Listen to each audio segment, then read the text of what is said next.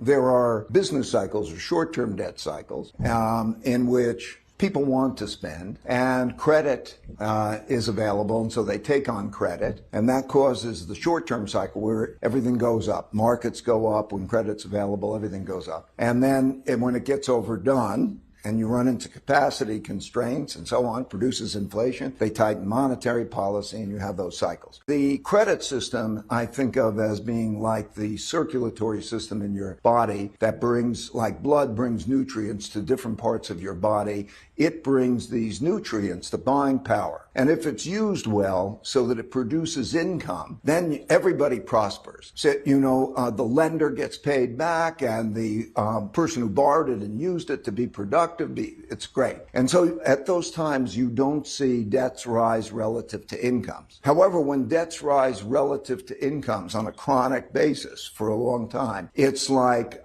plaque in that system accumulating.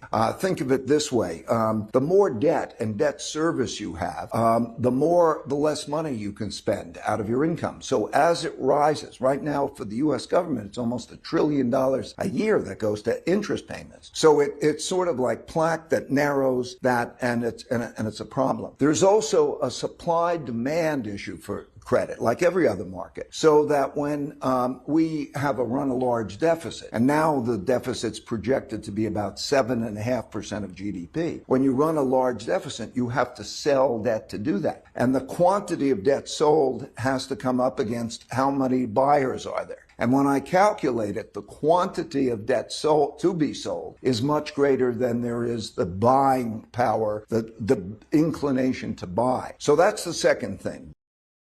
Inclination to.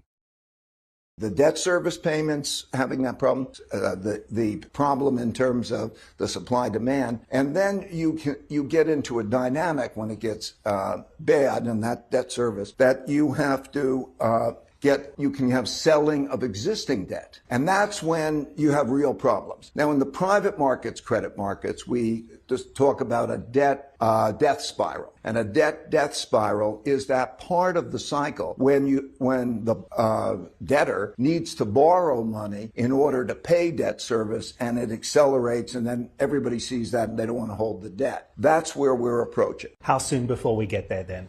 It's like if I was a doctor and I was speaking with you about your condition, I would say to you, this is now very, very serious.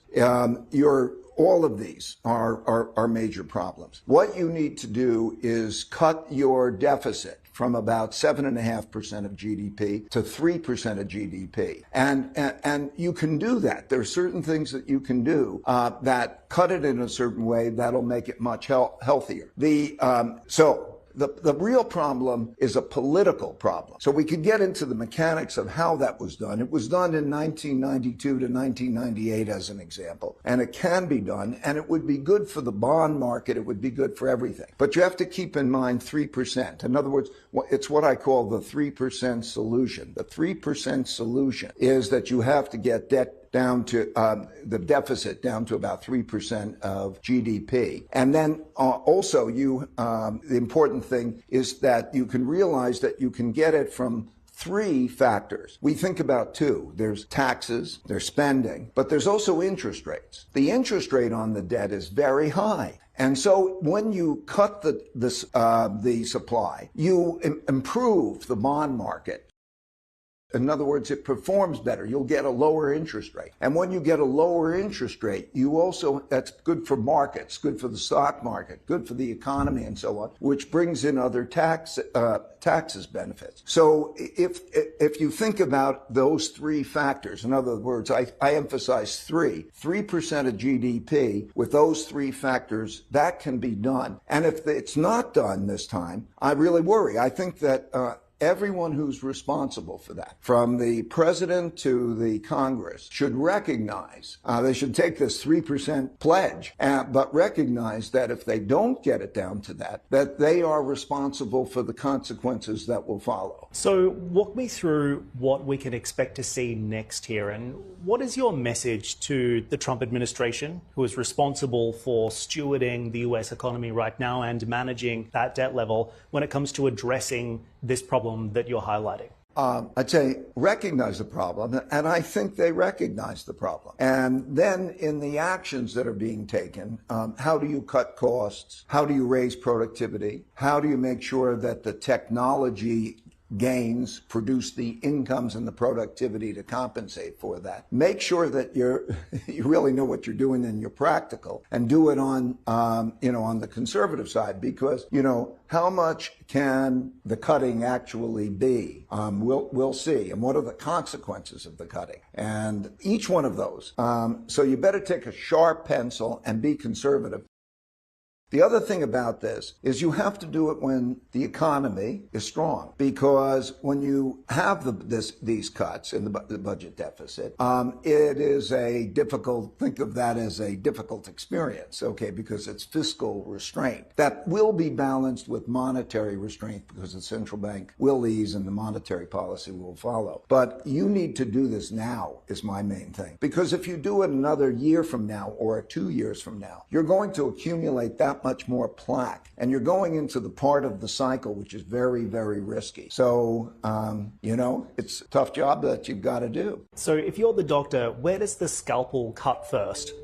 I can't tell. Each has a different approach. I think this is the biggest problem. The biggest political problem is they don't have a number in mind. That's why I emphasize 3%. 3% of GDP. They don't have a number in mind. And then everybody's got their own particular way of dealing with this. And that's the political problem. So it can be dealt with. I think that if they put together a fiscal commission, or whatever way they get to the answer, take the pledge, 3% of GDP that they're responsible for, and then have perhaps a fiscal, whoever is responsible to get there, they have to get there.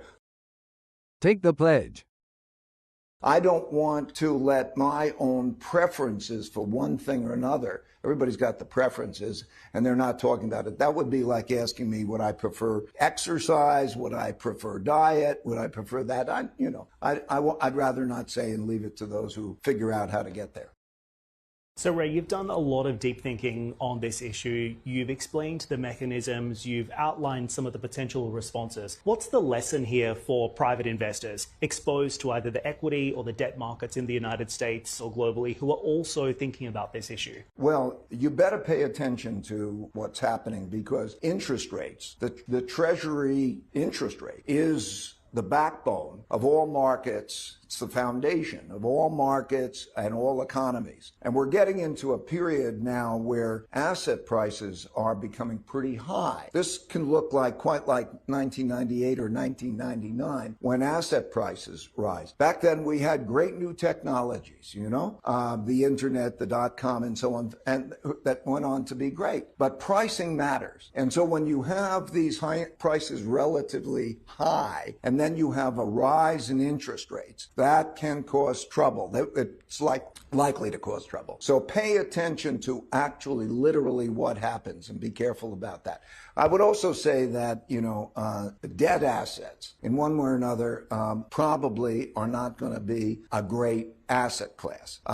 There's a lot of risk in the debt asset. People think of default risk, but there's the money and the devaluation risk, because there won't be a default. The central bank will come in and will print the money and buy it rather than to let that default happen. And that's where there's the depreciation of money, the value of money. And so you have to think in real returns, not just nominal returns, and be aware of those risks. Are you concerned today about valuations that we see in equities? Yeah, yes. And I think I never remember a time in my life where the disparity of returns and necessary earnings growth to justify multiples, that disparity between sectors was so large. The United States pricing and all of that has become very, very large. And within the United States, those tech companies and so on have become very, very large. And I'm not saying they're too high, but they may be.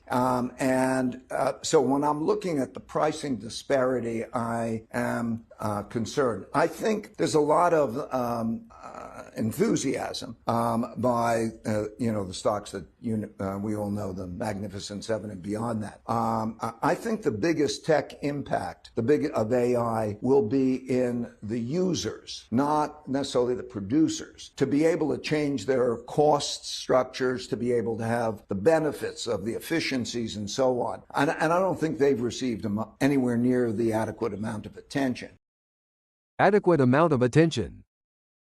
So I would rather be in those types of sectors if I'm playing that part. But I'm also, I believe a lot in diversification. I also think that people don't have typically adequate amount of gold in their portfolio. In other words, gold, if you didn't have a view of the market, like the gold market, it's a very effective diversifier under the other portfolio, because when bad times come, gold is a very effective diversifier. So I think that having something in the vicinity of 10% or maybe a little more, 10 to 15% in the portfolio is worth giving some thought to. And when I say gold, some people might say digital currency and so on. I own some digital currency. I own some Bitcoin too. But in other words, debt is money and money is debt. And we have a problem. We have a supply-demand problem with it. And so a good diversifier for a typical portfolio is that. We have a lot of people, a lot of the market is leveraged long, like long. Everybody wants everything to go up and then they get excited and then they get leveraged long. And that creates a position that could be difficult.